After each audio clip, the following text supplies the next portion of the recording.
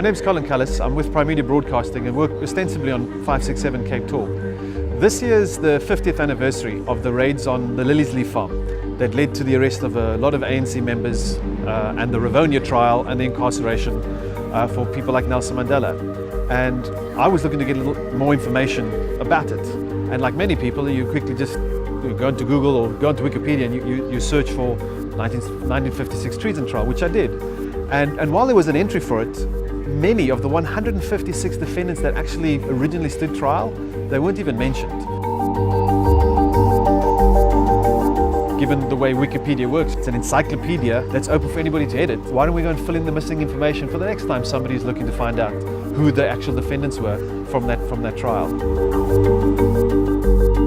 Our attempt to do our small part and encourage others to then join us is to update and expand the entries that are currently written about South Africa. On Wikipedia, it was recorded that Stellenbosch sat at an altitude of 136 kilometers above sea level, which would make it about 50 times higher than Mount Everest. So by simply deleting a K and changing kilometers to meters, that was fixed fairly swiftly. So I thoroughly enjoyed deleting many of those historic misrepresentations which still existed. There's a lot of things that are going on in the rural areas that are not out there in the world. So I think if we can make research and reach to those people and then make personal contact before and then you come back to put something on the Wikipedia. Information on Wikipedia is not written by people who live in Africa, for example.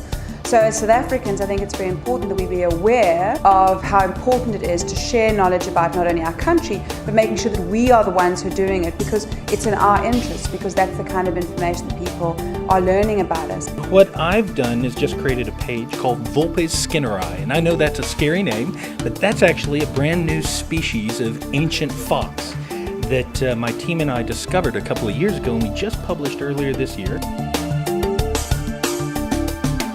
I'm from Athlone, so I was quite keen to see what history of the Athlone area is there. There's not a lot at the moment, so that's interesting. But there's a great entry on Jonathan Butler, who's from Athlone, and he's about to perform at the Athlone Stadium. So I've just added that he's performing in his hometown on the 27th of September. So that will be dated, but I think the fact that he's coming home from the US and performing in his hometown is important. We want our information to be shared, we want people to see it. And Wikipedia is a great resource as well.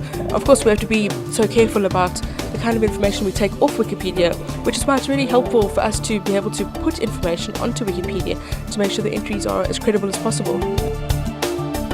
Being involved and this whole initiative, it makes people think. It makes people think about what is important to them. What is it from their history? What is it food-wise that they loved, that they think needs to be captured? I mean, this is how we are capturing what's happening today, what's happened in the past, for tomorrow. The quality of people that are here today at the Wiki Wordathon is people who are working with this knowledge every single day. And now they can see actually not only how easy it is, but also how important it is to Africa and to South Africa to have a truthful and layered and nuanced version of each subject. In kind of recognition for this being Heritage Month, and on the basis that we're coming up to celebrate 20 years of freedom, it seems like a nice fit. And I think once we join the almost 1 million plus people who have actually made an edit on Wikipedia, it'll probably be a little easier to do it the next time.